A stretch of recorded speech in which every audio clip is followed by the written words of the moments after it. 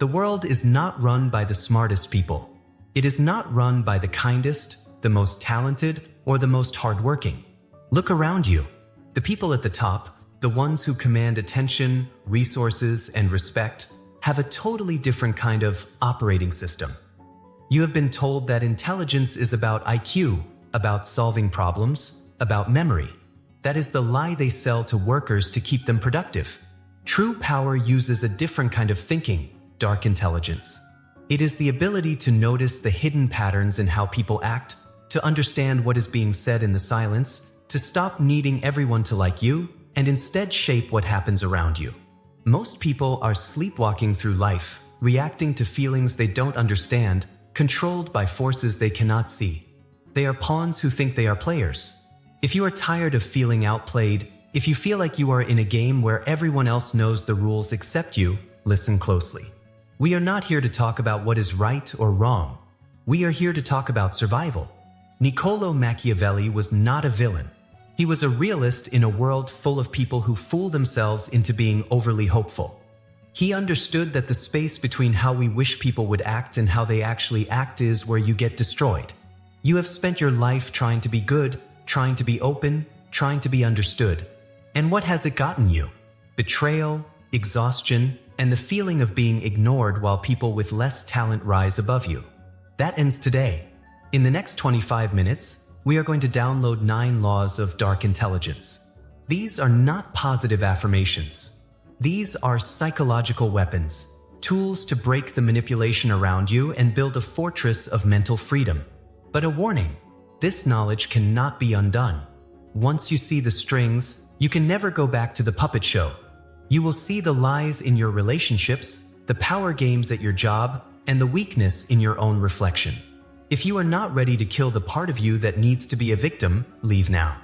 For the rest of you, welcome to the desert of the real. Number 1, the law of selective silence. Most people talk to fill the empty space. They are terrified of silence because, in silence, they have to face themselves. So they ramble, they explain, they overshare, and they hand the blueprint of their mind to anyone who will listen. And by doing that, they become predictable. And if you are predictable, you can be controlled. Dark intelligence begins when you stop using words to get approval and start using them like precise tools. Machiavelli knew that the person who speaks the least in the room holds the most power. But because information is money, when you speak, you are spending. When you listen, you are collecting. Think about the last time you felt intimidated by someone. Was it the person yelling and making threats? No. It was the person who sat perfectly still, watching you, saying nothing. That silence creates a vacuum. And human nature hates a vacuum. When you stay silent, other people's nervousness pushes them to fill the space. They start talking. They reveal what they want. They expose what they feel insecure about. They tell you exactly how to beat them. All because they couldn't handle the weight of your silence. Stop explaining yourself. Stop defending what you did. Stop offering your opinion before someone pulls it out of you. Become a black hole of information. Absorb everything. Reflect nothing.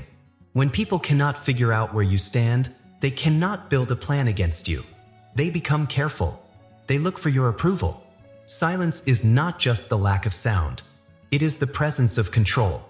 Number 2, the law of strategic amorality. This is where you will feel resistance. You have been trained to judge everything, every event, every person, and every result using 2 boxes, good or bad, fair or unfair, right or wrong. This kind of judging is a chain around your neck. The Machiavellian mind does not deal in good or bad. It deals in effective or ineffective. When a predator hunts prey, is it evil? No, it is necessary. When a storm destroys a house, is it hateful? No, it is unavoidable. You suffer because you try to force your idea of right and wrong onto a messy universe. You get angry when someone betrays you because you think they shouldn't have done that. You get depressed when you lose an opportunity because it wasn't fair. Dark intelligence requires you to step outside this emotional judging. See reality the way a mechanic sees an engine. If the car won't start, the mechanic doesn't call the engine evil. He finds what is broken and fixes it or replaces it. When someone attacks you, Do not waste energy feeling offended. Being offended is for the weak. Instead, analyze. Why did they attack? What do they want? What power do they have? How do I shut this down? This is called strategic amorality. It does not mean you have no ethics. It means you do not let your ethics blind you to how power works. You can be a good person, but you must first be a cold strategist, because a good person with no power is not noble. They are just a victim who hasn't been chosen yet. Stop asking, why did they do this to me? And start asking, what does this move allow me to do next? Number 3, the law of controlled vulnerability. There is a misunderstanding that the dark triad personality, the Machiavellian, is a robot, cold, distant, and hard to relate to. That is the beginner level. That is the person trying to look tough. True dark intelligence understands that humans are emotional creatures. If you seem too perfect, too cold, or too unbreakable, people start to envy you. You create enemies who want to see you bleed just to prove you are human. So you must give them a flaw. This is the law of controlled vulnerability. You purposely show a small, harmless weakness to relax the people around you. Maybe you admit you are bad with technology. Maybe you share a slightly embarrassing story from your past. Maybe you ask for small, unimportant favors. This triggers the Ben Franklin effect. When people help you, or when they see a flaw in you, they lower their guard. They feel better than you, or they feel close to you. They think, he's just like me. Excellent. That is exactly where you want them. While they bond with your chosen flaw, they do not notice your real strengths. You are controlling what they think about you. You are making yourself human enough so you are not a target, but keeping your true center, your real plans and your real weaknesses, locked in a vault they don't even know exists. Never show your throat, but sometimes show a scratch on your arm. It makes them feel safe, and a safe enemy is an easy enemy to outplay. Number 4, the law of the mirror. We live in a world of extreme narcissism. Everyone is obsessed with themselves. They are the star of their own movie, and everyone else is just a background character. Your mistake is trying to be the star in their movie. You try to impress them. You try to prove how smart you are. So, dark intelligence says you do not try to outshine them. Instead, become a mirror. Reflect their emotions back to them. If they are angry, accept their anger as real. If they are excited, match their energy. Use their words. Copy their posture. When you mirror someone, something powerful happens in their mind. They do not see you, they see themselves. And because they love themselves, they will love you. They will think you are the smartest, most charming, and most caring person they have ever met. Even if you have said almost nothing, this is not about pretending. It is about collecting information. When you are mirroring, you are not reacting. You are watching. You are learning what sets them off, what they value, and what they are sensitive about. While they are busy falling in love with their own reflection in your eyes, you are mapping their mind. You are finding the keys to influence them. The mirror has no ego. It just reflects. Be the mirror. Let them preen and pose. And while they are distracted by their own image, you move the pieces on the board without them noticing. Number 5, the law of outcome independence. The root of all anxiety is being attached to the result. You want the job. You want the relationship. You want the respect. And because you want it so badly, you show desperation. You show scarcity. And in the laws of power, scarcity is unattractive. People run from those who need them. They are drawn to those who can live without them. You must build a state of extreme outcome independence. This is the mindset that says, I will work for this. I will plan for this. But if I do not get it, I will be fine. This is not quitting. This is the strongest power move. When you are willing to walk away from the negotiation table, you hold all the power. When you are willing to lose the relationship, you set the rules. Machiavelli knew that fear of loss makes you a slave. If your boss knows you are terrified of losing your job, he controls you. If your partner knows you are terrified of being alone, they control you. You must accept the worst-case scenario in your mind. Picture losing everything. Make peace with it. Realize you would survive. Once you kill the fear of loss, you become dangerous. You become untouchable.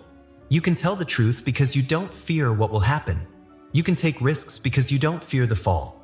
The person who does not need anything is the one who eventually gets everything, because they act from abundance, not desperation. Number 6, the law of the useful enemy. Most people want a peaceful life. They want everyone to like them. They avoid conflict at all costs. This is a biological mistake. Conflict is the forge that makes intelligence. Without resistance, your mind gets weak. Machiavelli advised the prince that he should not only be ready for war, but should actively study it. Dark intelligence recognizes that an enemy can be useful. An enemy sharpens you. An enemy forces you to focus. An enemy shows you your weak spots so you can fix them. If you do not have an enemy, you become lazy. You get fat on your own ego. Sometimes you must use the friction of a rival to push yourself forward. Look at history. Tesla needed Edison. Ali needed Fraser. The friction makes the fire. Do not complain about the people trying to pull you down. Use them. Let their hate fuel your discipline.